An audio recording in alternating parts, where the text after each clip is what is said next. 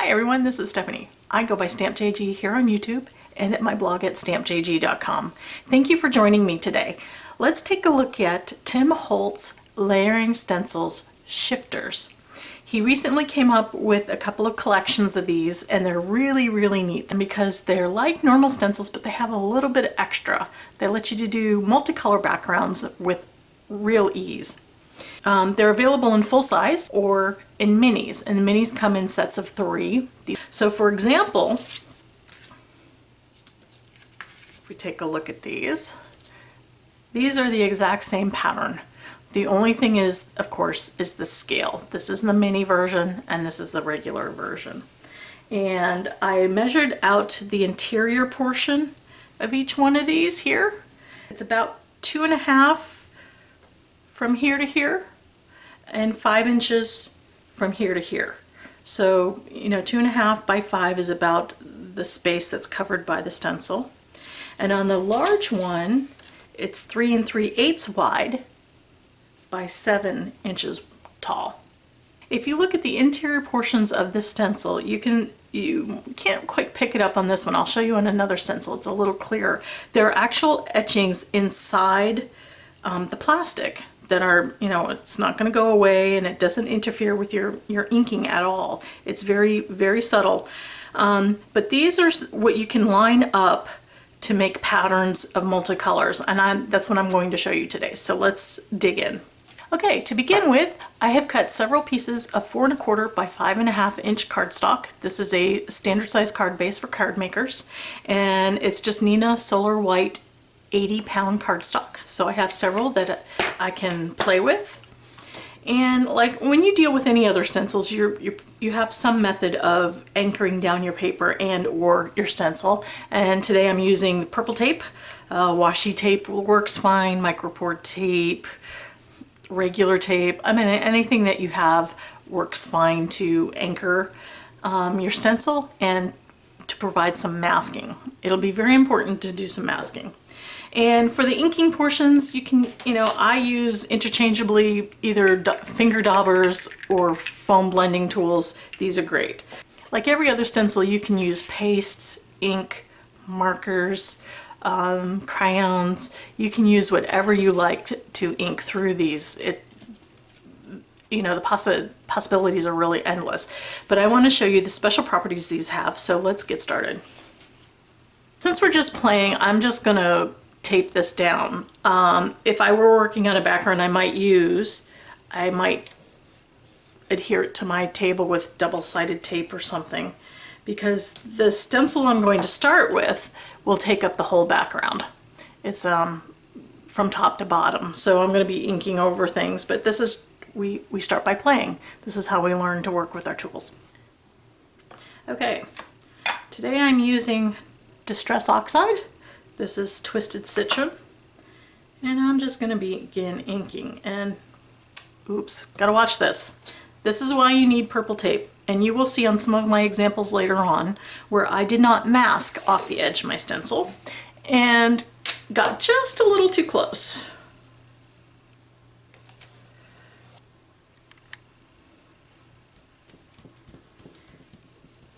Kind of doing a pounce and twist motion. It gets decent amount of ink onto the cardstock. You could go up and down, but just do not go, and this particular stencil side to side will cause a problem. It'll distort the stencil and make your lines uneven.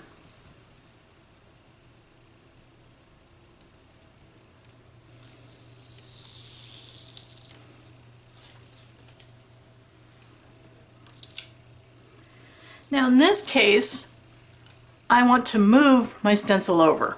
This is not shifting, we'll get to shifting in a minute, but when you move your stencil over, because the cardstock is wider than the stencil, you can just simply line up the openings with what's already sponged onto your cardstock. So I've moved it over so I can fill up the entire cardstock with the background inking. This is our initial pass on our background. We've got one color of green, and I'm going to go ahead and show the properties of Twister. But before I do that, since I'm changing the color that I'm going to be using, I'm going to go ahead and clean off my stencil, and I will be right back. Now that my stencil is cleaned off, and I also cleaned off my tape, you want to clean off any of the tape that you use and reuse it. We're going to go ahead and ink with carved pumpkin. And since I'm not moving my paper, I've left it taped down. What's going to happen is now to create the next color on the background, I am going to shift my stencil over and ink into these openings here, and hence the name of shifters. And in order to do that, I can line up the little etchings on these with what's on the paper already. And I'm going to zoom you in so you can see closer. Here's a close-up where you can see the etchings that are on the stencil. Okay, so those etchings I'm able to place down over existing stripes, line them up, and then I can ink in the next color into these openings. You can also possibly see how the stencil is a little wider than the stripe underneath it. So this is going to actually leave a very thin white space between the colors and where the colors aren't running into each other. So this is very, very well done. So I'm going to tape down the stencil and we can ink our next color.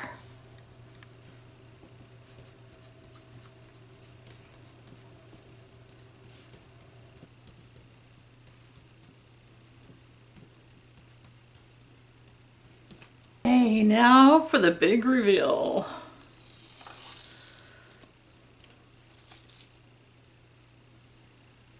Voila. You now have perfectly inked background with a thin white stripe between them.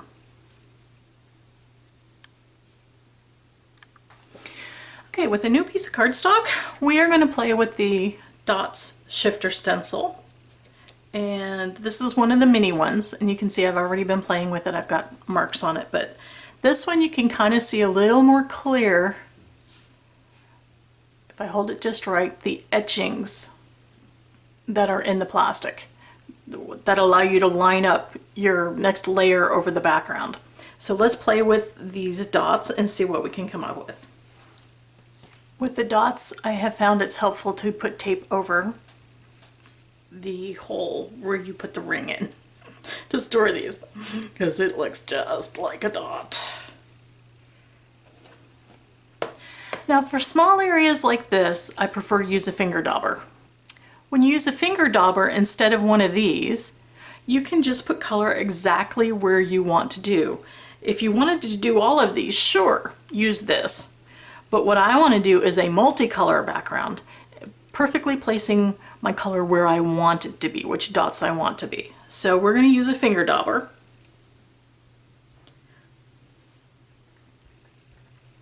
And again, I'm using a pouncing motion, and it covers nicely.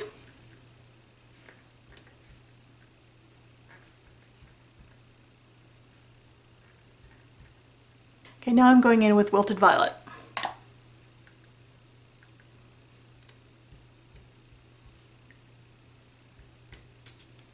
Okay, to fill up my background, I'm going to move my stencil over.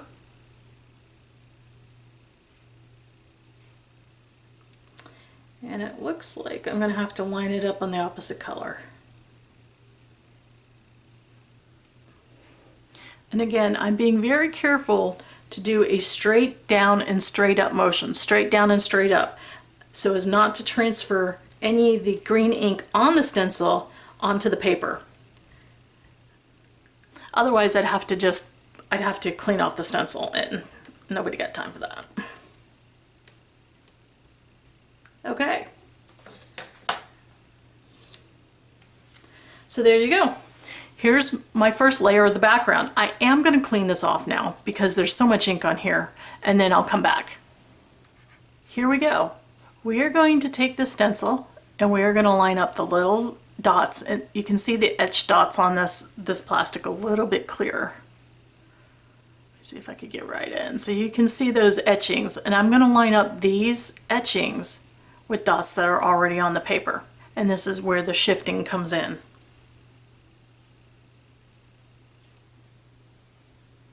Okay, for this layer, in honor of Halloween, I'm going to go ahead and use black soot.